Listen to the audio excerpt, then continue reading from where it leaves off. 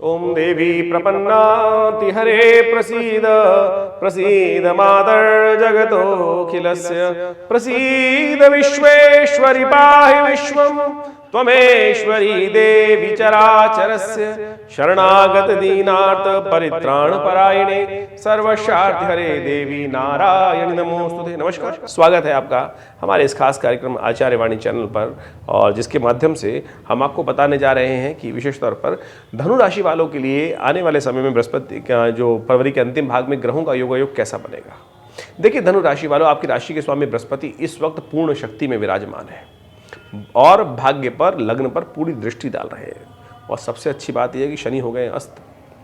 शनि ने विशेष तौर पर अस्त होकर बृहस्पति की शक्ति आपकी राशि के स्वामी लग्नेश की जो राशि के स्वामी है उनकी स्थिति को बहुत सुंदर प्रशस्त कर दिया है। तो ये समय कुछ करके दिखाने का है। लेकिन एक बात समझ लीजिए, बृहस्पति को वायु भी कहा जाता है।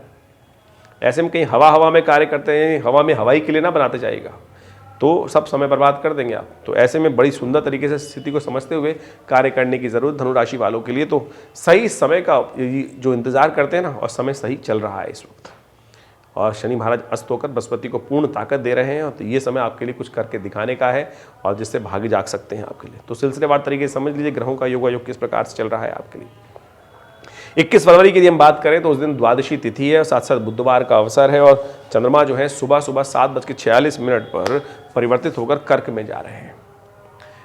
कर्क में चंद्रमा का जाना, विशेष तौर पर अष्टम भाव में जाके चंद्रमा का बैठना थोड़ा सा भारी है, लेकिन फिर भी शुक्र के साथ योग बना रहे हैं। तो ये विशेष तौर पर गोचर के दृष्टिकोण से आपके लिए कुछ अच्छा कुछ खराब दिखाई देता है। तो ऐसे में कुछ अच्छा जो है वो तो विशेष तौर पर लाभ की स्थिति प्रशस्त करेगा, धन का आगमन करता दिखाई देगा, लेकिन मन में वीतरागिता उत्पन्न करता दिखाई देगा। इस संसार के प्रति जो अब आपका व्यक्ति को लाभ नहीं मिलता है ना, वो कहीं ना कहीं कष्ट दे सकता है। उसका कारण क्या है समझ लीजिए, मन से काम नहीं कर रहे हैं आप, मन कहीं और लगा है, मन भटक रहा है। शुक्र मंगल का योग चल रहा है और वो मन को भटका रहा है गलत कामों में। फिर कार्य का रिजल्ट कैसे आएगा? मन विशेष तौर पर विचलित है, कई जगहों में विभाजित हो सकता है। ये 2-3 दिन के लिए प्रशस्त दिखाई देता है स्थिति। मन को साधने का प्रयास करें। प्लस आपके शनि महाराज अस्त हो गए हैं और शनि इस वक्त पराक्रम वाले भाव में बैठे हैं। पराक्रम उतना करोगे नहीं तो फिर सैद्धांतिक तौर पर समझ लीजिए, चीजें जितने मेहनत करोगे उतना ही लाभ प्राप्त होगा। तो इस समय मेहनत के अनुरूप लाभ प्राप्ति के योग दिखाई देते हैं, ध्यान रखते हुए कार्य करें। बुध प्रदोष का सुंदर योग बन रहा है। बुद्धि को ठीक करने का हमें प्रयास करना चाहिए। बुध शुक्र के साथ विद्यमान है और बुद्धि कुटिलता में लगाता दिखाई दे रहा है। बुद्धि को सही मार्ग में धर्मयुक्त कार्य करने में आपको लगाएंगे तो बहुत सुंदर योग बन सकता है। तो ऐसे में बुद्धि का उपाय करना चाहिए। प्रदोष है, देव कृपा से एक काम करें, भगवान शंकर के मंदिर में जाकर शाम को विशेष तौर पर सूर्य अस्त के उपरांत अंधेरा होने से पहले जो 40 मिनट का समय हो, ये 2 घड़ी का समय जो हो, उसमें विशेष तौर पर भगवान का स्तवन सुंदर रूप से करें। विजया भगवान को अर्पित करें, कुशोदक के द्वारा भगवान का अभिषेक करें, रुद्राष्टध्यायी का पाठ करें, सुंदर रूप रहेगा, कल्याण के योग बनेंगे। 22 फरवरी को ग्रह गणना विशेष तौर पर दिखा रही है, बृहस्पतिवार का अवसर है और साथ साथ पुष्य नक्षत्र है, गुरु पुष्य सुंदर योग बन गया है। ये बहुत सुंदर मुहूर्त है। कार्य को आरंभ करें किस काल में? गुरु पुष्य योग से बढ़िया तो कोई कार्य हो ही नहीं सकता है। शास्त्र कहता है कि केवल विवाह को छोड़कर बाकी समस्त कार्य करने के लिए मुहूर्त शुभ है। सुबह 6 बजे के करीब 58 से मुहूर्त आरंभ होगा और करीब शाम को 4:48 तक ये मुहूर्त रहेगा। साल में 2-3 बार ही 4 बार ऐसा मुहूर्त बनता है। तो इसका लाभ पूर्ण तरह से श्रद्धा के साथ, विश्वास साथ लेने का प्रयास कीजिए। नए कार्यों का आरंभ, विचार भी तो नया होता है, उसको भी लाभ लेते हुए कार्य करने का प्रयास करेंगे तो ग्रह आपके अनुकूल है। सुंदर तरीके से मन को प्रशस्त करते हुए कार्य करना आपके लिए बहुत सुंदर रहेगा। तो इसका लाभ आप ले सकते हैं। 23 फरवरी को विशेष तौर पर ग्रहों का परिवर्तन दिखा रहा है योग, और चंद्रमा के साथ सुंदर योग बनेगा भाग्य में जाकर आपकी विशेष तौर पर बृहस्पति का, और ये बहुत सुंदर आपके लिए लाभ देगा। बृहस्पति पूर्ण उदय होकर बैठे हुए हैं। जो मेहनत करेंगे आप सही रूप से तटस्थ होकर करेंगे, मन को इधर उधर भागने नहीं देंगे, तो इस शाम के समय से लेकर आने वाले 2-3 दिन तक आपके लिए महत्वपूर्ण सूचनाओं, महत्वपूर्ण भाग्य से लाभ प्राप्ति के योग अच्छे से बनते दिखाई देंगे। लेकिन ध्यान रखिएगा, इस दिन भद्रा विद्यमान रहेगी। नए कार्यों को आरंभ करने में विघ्न होगा। 3 बजे के बाद से, 3:30 के बाद से मुहूर्त ये बनेगा भद्रा का योग। उससे पहले नए कार्य आरंभ कर लें, लेकिन 3:30 पे भद्रा का आगमन हो जाएगा। बहुत सारे लोग प्रश्न करते हैं सत्यव्रत कब है, तो 23 तारीख को सत्यव्रत किया जाएगा। उदया तिथि चतुर्दशी है, लेकिन शाम को विशेष तौर पर जो सत्यव्रत का योग बन रहा है, तो आप 23 तारीख को सुंदर तरीके से शाम को क्योंकि सूर्यास्त के बाद समय चंद्रमा निकलेंगे तब पूर्णिमा विद्यमान होगी, तो इसलिए सत्यव्रत करना शास्त्रोक्त दृष्टिकोण से उस वक्त बढ़िया है। और सत्यव्रत संसार में इस कलिकाल में, कलयुग में सबसे श्रेष्ठ माना जाता है। बहुत साधारण व्रत है, बहुत साधारण व्रत है, कोई बड़ा प्रपंच करने की ज़रूरत नहीं है।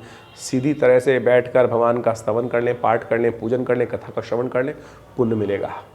सत्य माने, इसमें कहीं मन में ये भाव ना रखें। कथा है ना उसके अंदर कि राजा महाराज ने रास्ते में कथा होती सुनी और नहीं गए उसमें, और फिर दोष लगा। केवल कथा ही तो सुननी है, बस व्रत हो जाता है पूरी तरह से। लाभ प्राप्त को ओम नमो नारायण का स्मरण करें, कल्याण के योग बनेंगे। 23 और 24 तारीख को 2 विशेष तौर पर योग बन रहे हैं, जिनमें नक्षत्र है अश्लेषा और मघा। ये गणमूल नक्षत्र के अंतर्गत आते हैं। इन जातकों जो जन्म लेते हैं, ऐसे में उनकी मूल शांति माता पिता को अवश्य करा लेनी चाहिए, नहीं तो बच्चा स्वयं के लिए और परिवार के लिए भारी रहता है। तो ये बिल्कुल श्रेष्ठ चीज़ है, इसको हमने कई बार आपको समझाने का प्रयास किया है, तो इसका ध्यान रखते हुए कार्य करें। 24 तारीख को ग्रह गणना विशेष तौर पर दिखा रही, शनिवार का अवसर, पूर्णिमा का अवसर और माघी पूर्णिमा का योग है, बहुत सुंदर योग है। ऐसे में शनि महाराज जो अस्त चल रहे हैं, वो पराक्रम में कहीं ना कहीं कमी लाने के योग बना रहे हैं। शनि के पराक्रम वाले दोष में जो उत्पन्न होने के योग बने, तो ऐसे में तिल का दान करना चाहिए, तिल से स्नान करना चाहिए। इससे शनि के दोषों को निवृत्त करने में आपको लाभ प्राप्त होगा। 25 फरवरी को ग्रह गणना दिखा रही है कि प्रतिपदा की तिथि है, रविवार का अवसर है और फागुन का महीना आरंभ हो गया है। और आपकी ग्रह योग सिंह राशि में बृहस्पति चंद्रमा स्थित होने के कारण से बृहस्पति के साथ पंचम दृष्टि से सुंदर योग बन रहा है। धर्म में कार्य, धर्म में श्रद्धा, धर्म में विश्वास करने से भाग्य जागने के योग बनते दिखाई दे रहे हैं बृहस्पति के दृष्टिकोण से। तो ऐसे में पूरी तरह उसका लाभ लेते हुए कार्य करने का आपको प्रयास करना चाहिए। दिमाग को सही रूप रखने का प्रयास कीजिए। कई बार विचार थोड़े नेगेटिव हो सकते हैं, और जैसे ही विचार नेगेटिव होंगे, इन दिनों ग्रह दिखाते हैं कि आप पर उसका नेगेटिव प्रभाव भी उत्पन्न होगा। राहु महाराज आपके सुख भाव में चल रहे हैं, जो कहते हैं धर्म भाव को में अपने आप को रखने का हमें प्रयास करना चाहिए, तो अच्छा होगा। कल्याण करें, धर्मयुक्त रहते हुए कार्य करेंगे तो सुंदर रहेगा। 26 फरवरी को द्वितीया तिथि है, साथ साथ सोमवार का अवसर है और ग्रह योग परिवर्तन की तरफ जा रहे हैं। चंद्रमा परिवर्तित होकर विशेष तौर पर आपके दशम भाव में चले जाएंगे, केतु के साथ योग बनाएंगे। अननेसेसरी खर्चे आपके बढ़ाने के योग दिखाई देंगे ग्रह दृष्टिकोण से, तो ध्यान रखते हुए कार्य करना है। बेकार खर्चे ना पले, इस बात का ध्यान रखते हुए कार्य करना है। उपाय के तौर पर अच्छा ये रहेगा कि चावल का या दूध का दान करें, वो आपके लिए शुभ है।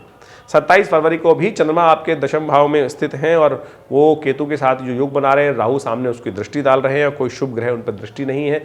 तो आपके लिए कहीं ना कहीं विचार जो है, आपके लिए कार्य करने का प्रयास आप करेंगे, लेकिन बहुत सारे ऐसे लोग होंगे जो आपके कार्यों में विघ्न उपस्थित करने के योग बनाएंगे। लेकिन यदि आप अलर्ट होकर काम करेंगे, इस समय शनि महाराज अस्त चल रहे हैं, पुरुषार्थ में कमी ला रहे हैं, तो ऐसे में आप लोग विघ्न करने के उपस्थित कर सकते हैं आपके लिए, लेकिन बिगाड़ नहीं पाएंगे, ये भी साथ साथ दिखाई देता है। लेकिन अननेसेसरी कार्यों में श्रद्धा कम होने के कारण से, मन डाइवर्ट होने के कारण से आप उसका पूर्ण लाभ नहीं ले पाएंगे इस योग का। तो आप थोड़ा सा अलर्ट होकर काम करेंगे तो बहुत सुंदर रहेगा। हनुमान जी का स्तवन करें। हनुमान जी विशेष तौर पर राम काज करबे को आतुर कहा जाता है ना, तो हनुमान चालीसा का पाठ करें। आप यदि भगवान हर कार्य को भगवान का कार्य समझ के कार्य करेंगे तो बहुत सुंदर रहेगा। भद्रा है जो 12:30 बजे के बाद विद्यमान होगी, तो उससे पहले पहले नए कार्य कर लें, नए प्रोजेक्ट को 12:30 के बाद हाथ में ना लें, नुकसान होने के योग बन सकते हैं। 28 फरवरी को चतुर्थी तिथि है, ग्रह योग परिवर्तन की तरफ जाते दिखाई दे रहे हैं और ये परिवर्तन आपके लिए बहुत महत्वपूर्ण रहेगा। आने वाले 2-3 दिनों में विशेष तौर पर लाभ के योग अच्छे बनते दिखाई देंगे, तो इसलिए अलर्ट होकर आलस को त्यागते हुए कार्य करने की ज़रूरत है। बुधवार और साथ में चतुर्थी का व्रत पड़ रहा है। गणेश जी का स्तवन करें, गणेश जी के निमित्त उनको हरी चीज़ों का दान करें, विशेष तौर पे पुष्प चढ़ाएं, दूर्वा अर्पित करें, सुंदर रहेगा। चंद्रमा शाम को उदय जब होंगे, साथ साथ चंद्रमा का परिवर्तन का योग बनेगा, ये आपके लिए शुभ सूचनाओं का, लाभ का आगमन विशेष तौर पे देने की योग बनाएगा। 29 फरवरी से लेकर 2-3 दिन चंद्रमा बृहस्पति के साथ बहुत सुंदर योग बना रहा है। एकादश में बैठकर पंचम के साथ चंद्रमा का जो सुंदर योग बन रहा है, ऐसे में बृहस्पति पूर्ण शक्ति के साथ काम कर रहे हैं और पूरे 1 साल बाद पहली बार बृहस्पति शक्ति से काम करते हुए आप देखेंगे। तो ऐसे में ये आने वाले कुछ करीब मान के चलिए कि मार्च के मध्यकाल तक ये समय आपके लिए बहुत प्रशस्त होता दिखाई दे रहा है। इसका लाभ आपको लेने का प्रयास करना चाहिए, लेकिन ऐसे में ग्रहों गणनाओं को कुछ और भी रूप से समझने का प्रयास करना चाहिए। इन दिनों ग्रहों की गणना को यदि आप समझें, सूर्य और उनके पुत्र शनि एक साथ एक राशि पर विराजमान है और बहुत सारे ग्रहों के बीच में फंसे हुए हैं। यदि उनसे पीछे वाली गति देखें तो वहाँ पर शुक्र, मंगल, बुध विद्यमान है, उनके आगे बृहस्पति और राहु विद्यमान है। तो ये ग्रहों के बीच में ये युक्ति फंस गई है। कहा जाता है कि कहीं ना कहीं युद्ध होने के आसार दिखाई देते हैं। ऐसे मनोमस्तिष्क में भी आपके कहीं ना कहीं कुछ द्वंद्व हो सकता है और साथ साथ रक्तपात होने के योग भी दिखाई देते हैं। जो यानी सामाजिक दृष्टिकोण से ये पूरे विश्व के लिए ग्रह गणना ऐसी दिखाई दे रही है। तो इस वक्त आप अपने मन मस्तिष्क को शांत रखते हुए, समय को हमने आपको बताया, वो सब चीज़ों को समझते हुए कार्य करने का प्रयास कीजिए। देखिए, ऐसा नहीं है कि ग्रह गणना सबके लिए एक जैसी रहेगी। अब ये तो हम ब्रॉडर कैटेगरी बताते हैं, लेकिन इसके बाद भी आपकी राशि के अनुसार से, आपकी जन्मपत्री के अनुसार से, आपकी महादशा, आपकी नवांश इत्यादि के द्वारा क्या कुछ घटने के योग हैं, ये आपको अच्छे समझने का प्रयास करना चाहिए। ग्रह बहुत ज्योतिष जो है बहुत सूक्ष्म विज्ञान है। हर चीज़ के छोटे छोटे परिवर्तन से जीवन में ऊपर नीचे। अब देखिए, एक घर में 2 जुड़वा बच्चे पैदा हुए, दोनों के जन्म में कुछ क्षणों का ही फर्क है, लेकिन फिर भी उनके भाग्य में बहुत बड़ा परिवर्तन है। एक बहुत उन्नति कर रहा है, एक के जीवन में दुख हो रहा है।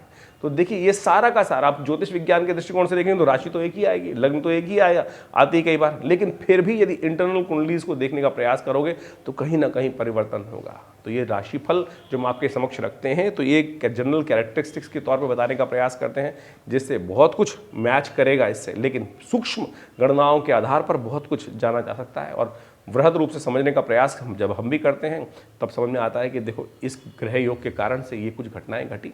तो आप ज्योतिष विज्ञान को प्रत्यक्ष रूप से समझने का यदि प्रयास करेंगे तो बहुत सुंदर हो। ऐसे में हमारा संस्थान विवेकानंद योगाश्रम पिछले बहुत अनेक वर्षों से हमारे पिता आचार्य श्री केशव देव जी के सानिध्य में रहते हुए बहुत अद्भुत कार्य करने का प्रयास किया। ज्योतिष विज्ञान में बहुत सारे शोध किए, बहुत सी पुस्तकें आश्रम के द्वारा लिखी गई, शोध किए गए, बहुत सारे ग्रंथ की रचना की गई। नित्य प्रति बहुत सारे अनुष्ठान इत्यादि आश्रम पे चलते ही हैं। आप लोग भी उस आश्रम में चलने वाले अनुष्ठानों में विभिन्न समय पर सादर आमंत्रित रहते हैं, हम आपको आमंत्रित करते ही रहते हैं।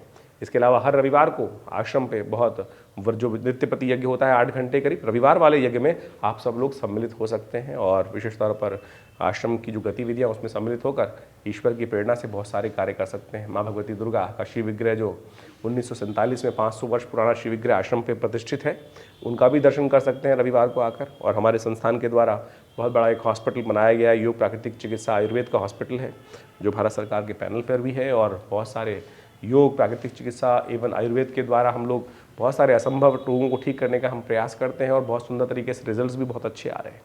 तो कोशिश ये करें, हमने एक प्रयास किया है दिल्ली जैसे शहर में रहकर एक 100 बेड का हॉस्पिटल 2 एकड़ के संस्थान में सुंदर तरीके से एक बना के रखा है। आप सब लोग उन सब शोध संस्थान के द्वारा मुद्रा विज्ञान पर बहुत अद्भुत कार्य किया गया है हमारे संस्थान द्वारा। हमारे द्वारा बहुत सारी कि कौन सी हाथ की कौन की विभिन्न उंगलियों के द्वारा कैसे विभिन्न रोग ठीक करने का प्रयास कर सकते। मन शांत नहीं हो रहा है, बहुत क्रोध आ रहा है, या विशेष तौर पर कई प्रकार का अनमनापन है, नींद की गोली रोज खानी पड़ती है, तो ऐसे में ज्ञान मुद्रा इत्यादि का अभ्यास, हृदय के संबंध में बहुत सारी समस्याएं उत्पन्न हो रही है, बहुत सारी ब्लॉकेजेस हैं और या बहुत सारा हार्ट की ऑपरेशन है, ऐसे में ये मृत संजीवनी मुद्रा 3 सेकंड में फर्स्ट एड देने का कार्य करती है। पहली उंगली अंगूठे के बेस पे लगाकर बीच की दोनों उंगलियां, ये हमारे पिता आचार्य श्री केशव देव जी की अद्भुत खोज है। और ऐसे में हर विभिन्न रोगों के लिए विभिन्न मुद्राओं का बहुत बड़ा कार्य हमारे द्वारा समय समय पर किया जाता है। तो आप सब लोग उस सब संस्थान का लाभ ले सकते हैं और बहुत सारे जो शोध आश्रम में समय समय पर चलते हैं, उन सब के बारे में भी हम आपको समय समय पर ज्ञान देते रहते हैं। तो आप अवश्य आश्रम से जुड़ें। विवेकानंद योगाश्रम दिल्ली में जमुना पार्क खुरेजी में स्थित है और यहाँ नित्य प्रति 8 घंटे यज्ञ होता है। गौशाला है, गौ सेवा होती हैं, बहुत सारे कार्य समय समय पर रहते हैं। सुंदरकांड के पाठ हर मंगलवार को रहते ही हैं। तो आप सब लोग भी उन सब सूचनाओं को प्राप्त कर इन समस्त कार्यक्रमों में सम्मिलित हो सकते हैं। आपको जीवन में कल्याण का मार्ग प्रशस्त होगा। धन्यवाद, नमस्कार।